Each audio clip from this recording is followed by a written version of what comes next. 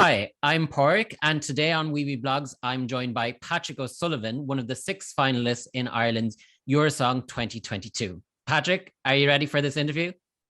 Let's do this!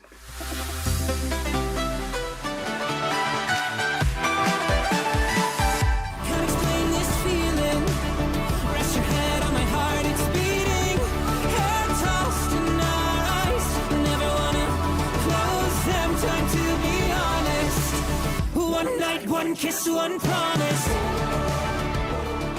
You're obviously one of the 6 finalists, as I said. Your song is One Night, One Kiss, One Promise.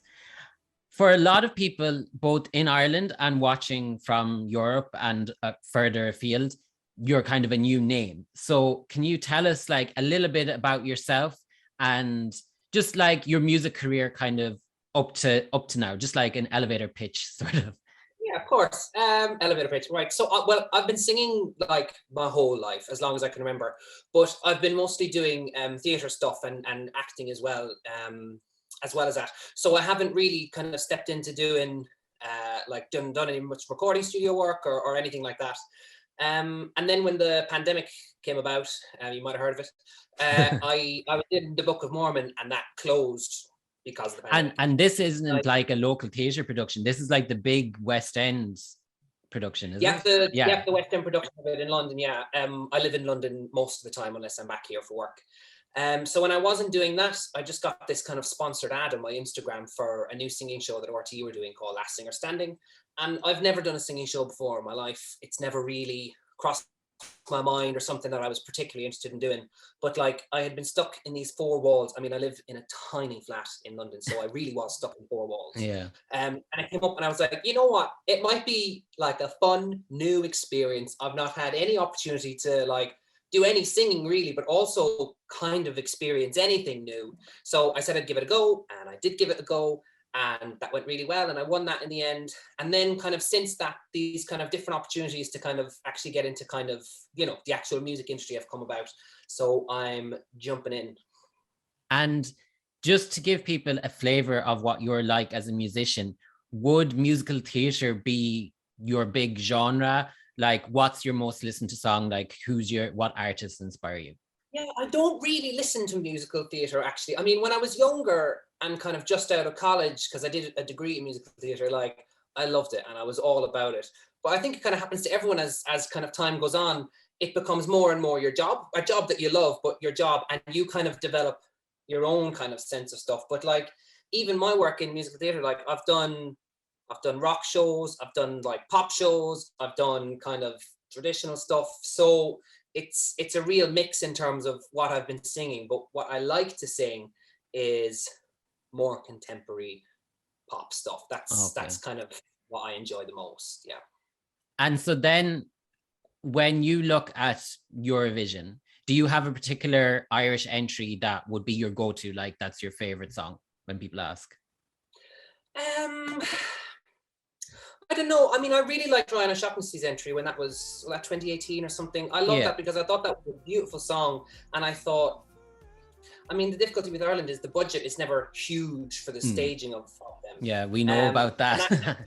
Yeah, and it's an issue, like it is a problem. But I thought what they did was they were really clever. Like it didn't cost a lot of money, but it was a really beautiful narrative that they had going on. You know what I mean? And I thought the storytelling of it impacted people, even if the production values of it didn't.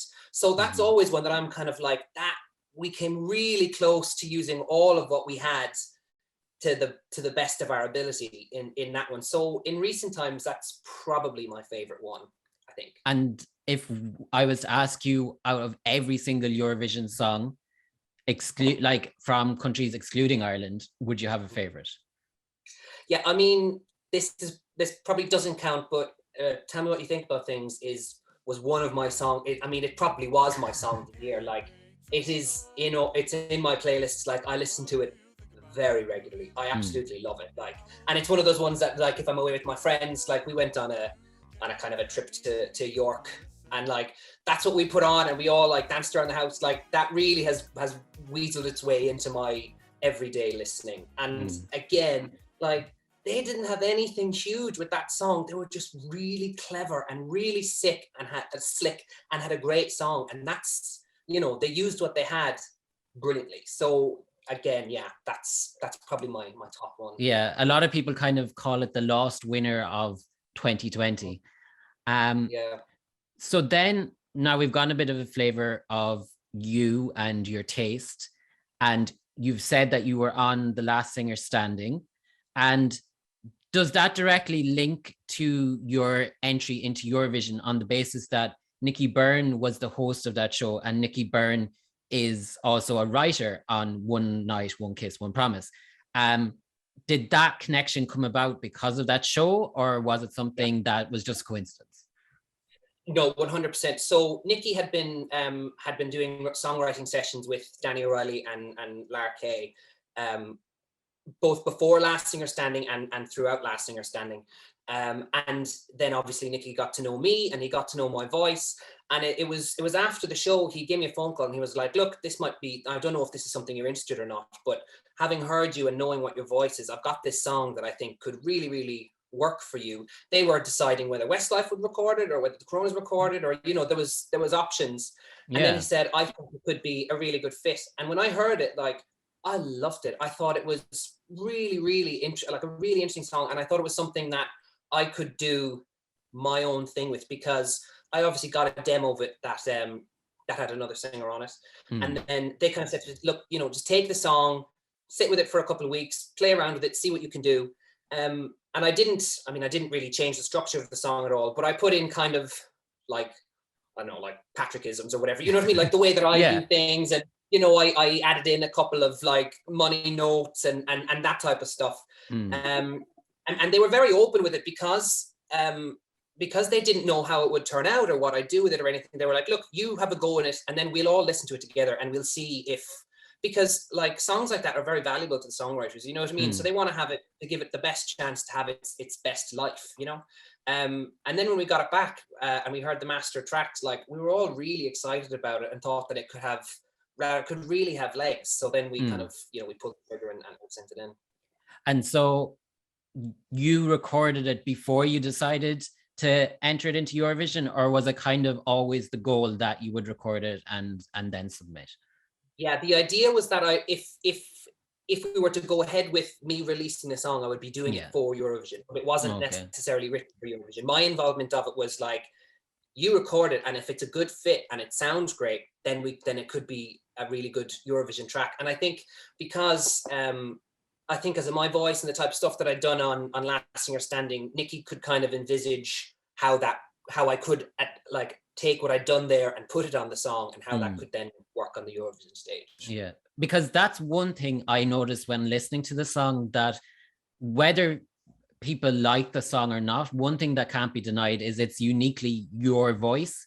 And it's not something that just anyone can do, because there's other singers with other songs that we've heard throughout the years that it's quite generic, but your voice is very unique. Like if you hear it, if I was to hear your voice again, like I only heard you for the first time when I heard the song, but if I was to hear your voice in another song, I'd know straight away that's Patrick O'Sullivan. So how did you develop such a unique tone? Was that from your years of study, or how did it come about? And I suppose another thing as well is that straight away that you're Irish. Like a lot of Irish people are accused of singing in an American accent, but that's definitely not the case with you. Like you're definitely an Irish sounding singer. Yeah, like I think there's a couple of things there. So the first off of it sounding like me, like they were very open with that. They said, look, you do your thing with this, and however you want it to sound is great. And that's, that was exciting for me, because if you're given something and it's kind of, it needs to be this and it needs to be that, and you kind of need to shoehorn yourself into what it already is, then that's not very satisfying, and it's not particularly enjoyable for me. And the end result is going to be, it might be all right, but it's not, it's not authentic. And in terms of the sound, I don't really know. Like, actually, I don't think it's come from my training, because I think lots of people do this, who, if you kind of like learn how to sing, like really learn how to sing, you end up like almost trying to forget all that. You know what I mean? Because you don't want to hear that when someone's singing. You don't want to hear, my teachers used to always say, you don't want to hear the technique. You know what I mean? It just wants to be, you want to sing safely and be able to do it every single time that you do it, but you don't want to hear the work in it. That's, you want to lose all that and kind of introduce as much artistry and as much of yourself into it as you can. So I think I've kind of developed that sound as the years have gone on, and kind of found ways to do it safely and be able to do it over and over again. I think. Yeah, well, it's definitely like, you can definitely say that it's unique and your voice, and it's definitely something that will stand out, I think, on the stage. And one thing, what I'm wondering is, what about the song stands out to you in terms of, is there a particular lyric that really touches you, and what does the song mean to you in general? So like, for me, what I like about it is that it's not just a dance track. It's not just like an upbeat dance track. And like, those songs can do very well at Eurovision, but equally they can kind of get lost in the mix a little bit, because that's the route that lots of people go down. What I like about this song is that while it's an up-tempo song, and it's like, you know, it's energized, it actually does have a kind of a story and a narrative to it as well. You know what I mean? Like, I think like Ireland's successes over the years have come from quality songs. You know what I mean? Good songs, good storytelling, because that's what Ireland is. You know, that's the heritage that Ireland has. And I think that the song has that, but it also has the opportunity to have production value and be a spectacle, and have a really unique style. And because I think that's so important as well. Like, as much as you want to have loads of money in whatever production you're doing, you want it to stand out, and you want it to have a really clear vision of what the song is. And I think for me, that's what's really important moving forward. Like, the song, I love the song. I think the song is great, but I think the key to it is at Eurovision, if it gets there, is that to have it be just really unique, and have it stand out, and have its own style, that you can say, oh, that's that one. And when the clip comes back on at the end, say it all comes flooding back, and you go, of course, that's what that is. And I'm really passionate about that. I think that is, I don't know if it's the most important thing. I think it's totally 50-50 at least. So what I'm getting from this conversation so far is that when it comes to staging, you're very savvy and clued in. So does that mean that we can expect something clever and a bit out of the box for the Late Late Show staging next Friday? Or is it more that you have the ideas for when you get to the bigger stage? Well, I've thought about this a lot, and I've really given it a lot of consideration. And I've researched as well the previous Eurosongs that have been done, and it's a long time since there's been one, so it's really hard to find footage of what happened. But from what I've seen, and seeing the layout of the stage and all of that stuff, I think anyone who tries to recreate or emulate a Eurovision performance in the Late Late studio will really struggle, because I don't see how it's feasible to do that. So I know kind of in my mind the direction that I would love to bring it if it's on the Eurovision stage. But what I'm doing at Eurosong, for me, it has to be different if it's going to land, because trying to do some watered down version of an arena production in a TV studio, I personally don't know how to do that and how to make that look good. So what you see on Eurosong, we're giving it production, and we're giving it, like, you know, I really have no idea what the other contestants are doing, but in terms of the production values of it, I think ours will be really high, but they'll be also very different to what my vision of the song would be once it gets to Eurovision, if that makes sense. So the Eurosong won't necessarily reflect the actual staging of the number once it gets to Eurovision. Yeah, it'll kind of be like an introduction to the song, I suppose, and then a taster, a preview, and of more to come. And because it's a different competition. Yeah, completely. And it's going to be a different audience, different studio. Like, it's not comparable. The arena in Turin is going to be many, many times bigger than the Late Late Show. And I was talking to Rachel Good the other evening, and she was telling me that their staging has changed a little bit because the rules have changed now, because the COVID restrictions have obviously changed in Ireland, and there's different numbers of people allowed on stage, and people can have dancers and stuff like that again. Has that changed your plans at all, or were you always okay? Like, are you still running with what you had? I mean, what we were doing for Eurosong is still very much what it is. Now, there aren't really any particular limitations on Eurosong apart from, you know, like a very modest budget and also space limitations as well, because the studio isn't huge. So we've tried to create a number that will work in that environment.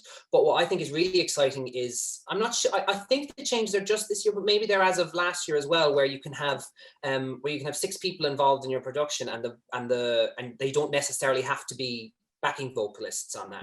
That really exciting to me, because what I'm really passionate about is like the choreography that you could do, because I don't know why this is, but I always feel like the choreography kind of gets, actually I'm going to come to something, but I feel like the choreography always kind of gets left out in the cold a little bit with Eurovision. People do it, but like there's so much you can do, and very cheaply, with a troupe of like 6 dancers who know what they're doing, you know what I mean? And have a really, this comes back to the kind of the stylized performance of it, who really know what they're doing and can be really slick and memorable.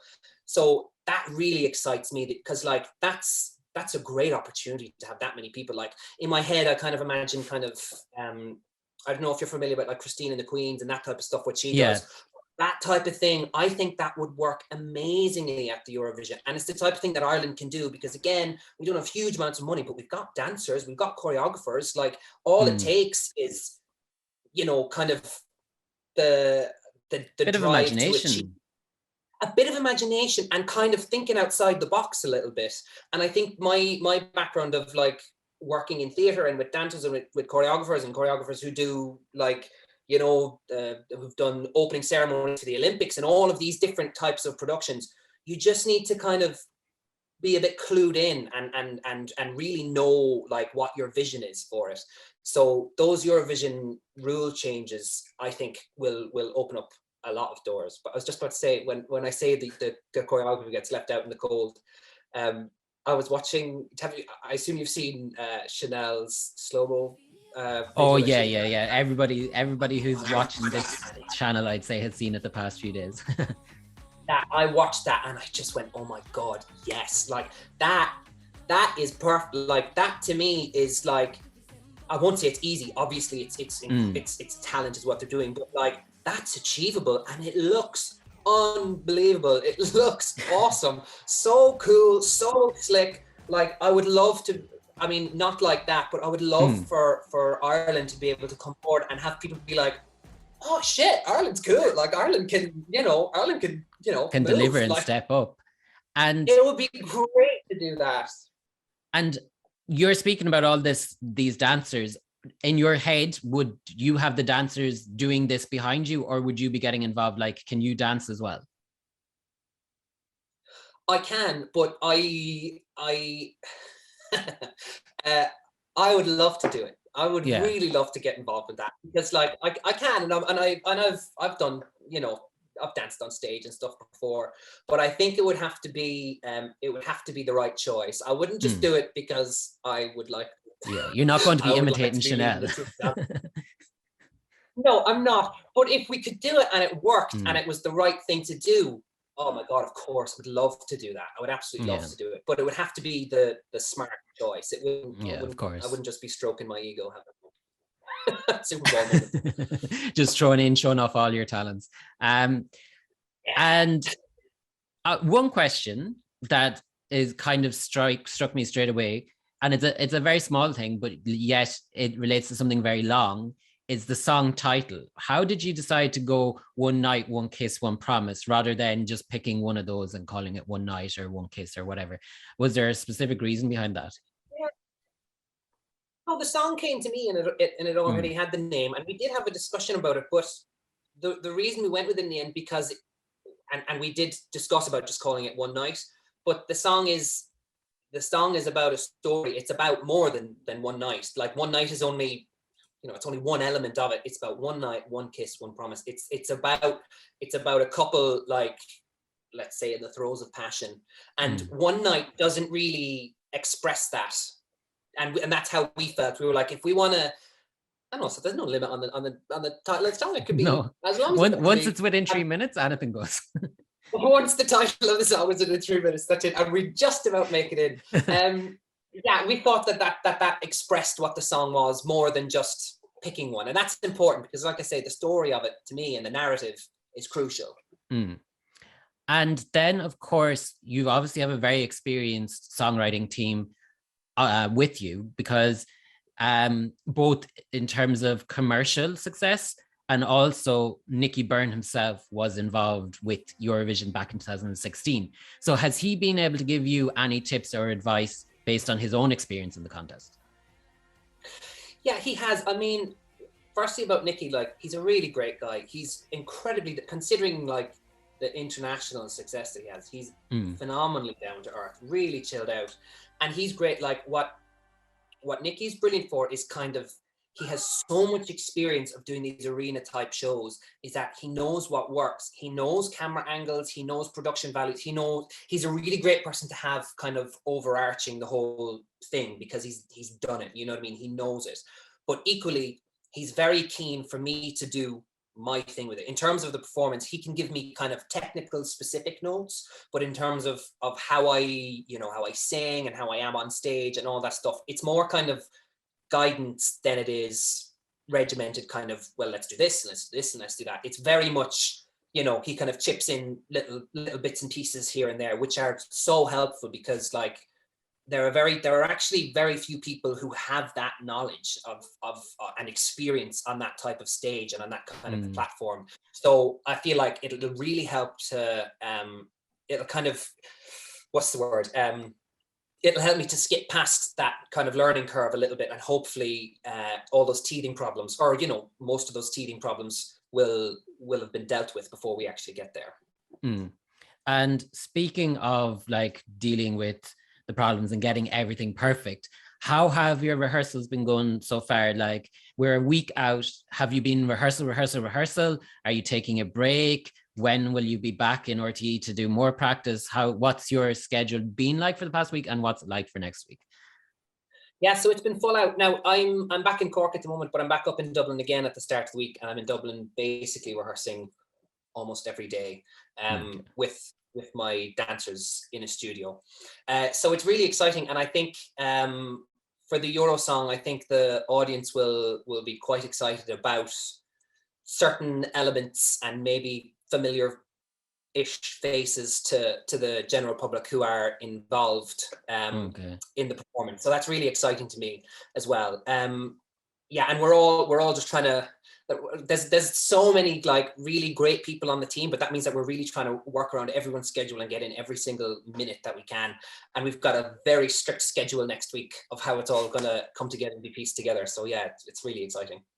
Yeah, it sounds very hectic, and like you've 7 days to go, and just before we hit record on this, you were saying you nearly wished it was tomorrow just to have it out of your system, because I'd say with all the practice, you're probably nearly have it perfect at this stage already. Probably my last question is for you, like, what is your overarching emotion right now, like heading in? Like, how are you feeling?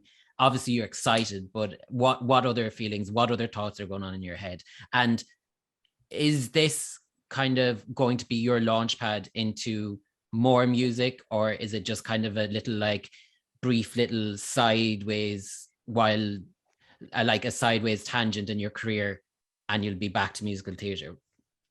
No, it's so to answer your first question, how am I feeling? Yes, very excited. And I think there's a lot of opportunity to really get in your head about these type of things. And I have fallen victim to that. Some days you're kind of like, oh my God, this is huge, because it really genuinely means a lot to be like, I'm really passionate about it. But I'm trying as best I can to just focus on just getting it right. Like I have a clear plan of what it is that I want to do.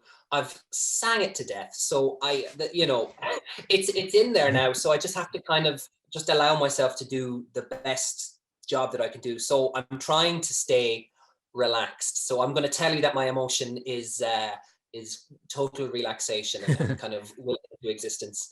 But no, it's not a sideward step. Like, it's a funny thing. Like when the opportunities came up to do it, I spoke to a couple of people who would be kind of in the industry and people whose opinion and stuff that I trust. And there is this kind of feeling that like the Eurovision can sometimes be a bit of a silver chalice for people and their music careers moving forward. And that can be the case, and it sometimes has been the case in the past. But like I kind of, I won't say I ignored it because I did ask for their advice in the first place, but I think you can go on thinking that forever and nothing will ever change. You need to embrace it, and there's no reason that Ireland can't do really, really well at the Eurovision. Like, there's nothing stopping it from doing well at the Eurovision. I think I think it could do with a little more support and kind of general across the media, lifting it up a little bit. Like, I think the song should be heard on the radio, like, and kind of maybe on other stations as well, beyond just obviously Tubridy announced them all on his morning show. But I think the song should be on 2FM, you know what I mean? They should be on the music stations that people in the country are listening to, and the country should be able to get excited about what's going on. And I think the Eurosong is really good in that way, because it gives the country a bit more ownership over what's happening at the Eurovision, you know what I mean? And if they're involved in it and they vote in it, and even if who they vote for isn't the person that's picked, at least they feel that kind of connection to it in the first place. And then they're more passionate about it when it comes to the show, and they're more passionate about it the following year as well. So I think things are moving in that direction. And I think the more brave that we can be, the more Irish artists will want to participate in the future. And that kind of notion of it being, you know, kind of a dangerous, risky move can just die, because that's not the case anywhere. Well, maybe somewhere in Europe, I don't know, but in general, like, well, like, it definitely probably makes it an easier case for you to argue, considering that 1 week ago, last year's winners, Måneskin, were performing live on SNL. So like, you can't get much bigger than that. I feel like what the problem is that a lot of the time, like, Irish audiences, and I think this is subconscious as well, but when they think about Ireland and the Eurovision, they think, oh, well, like, we did this for so long and it worked really well, so we should just keep doing that. And there's this kind of like resistance to moving in the direction of what the Eurovision is now. And what the Eurovision is now is amazing. Like, I won't say it's better than what it was, you know, back in the 80s and the 90s. That was a phenomenal show as well, and a great competition, but it was a different competition. And I think the more we resist what the Eurovision has become, the longer this kind of, you know, kind of results that Ireland are getting in the Eurovision will continue. I think we need to just like embrace it and be brave and move forward with it. And like, you know, then the successes will come. Yeah, no, it's great to be talking to someone with such a passion. And I genuinely hope that you do really well. And regardless of what happens on Friday, you kind of now have this new base of fans who've discovered Patrick O'Sullivan. And there's going to be a lot of them who stick with you throughout your career, both in Ireland and abroad. So just to wrap things up, do you have a message for all these people who have discovered you and who might be voting for you next Friday? I mean, I just think I really think it's phenomenal, because I'm a big Eurovision fan, but I wouldn't have been involved. I wouldn't necessarily have paid so much attention to the selection process and stuff in the previous years. And I just think it's incredible. And I think it's a really special thing, because like, I have always loved the Eurovision because it's really felt like my people, you know what I mean? Especially when I was younger, like, I wouldn't have been like, you know, particularly sporty and that type of stuff. But the Eurovision kind of felt like my time of the year, like the time of the year when actually my interests and like my knowledge was of value, and people appreciated what I had to say, as opposed to me like pretending that I was like giving a damn about the GA, you know what I mean? Or being like, oh yeah, I you know, I saw the match, or like, you know how I don't know, maybe you're a really confident, self-assured child, but I wasn't really. I just wanted to kind of blend in. So I'd just say, like, it's really great to be more acquainted with those fans, and like you say, I would love to keep up that relationship moving forward, and all the support is just phenomenal, and really, really genuinely appreciated. Well, Patrick, it's been a pleasure talking to you. Best of luck next Friday, and thanks for joining us. Thank you very much. Cheers, mate.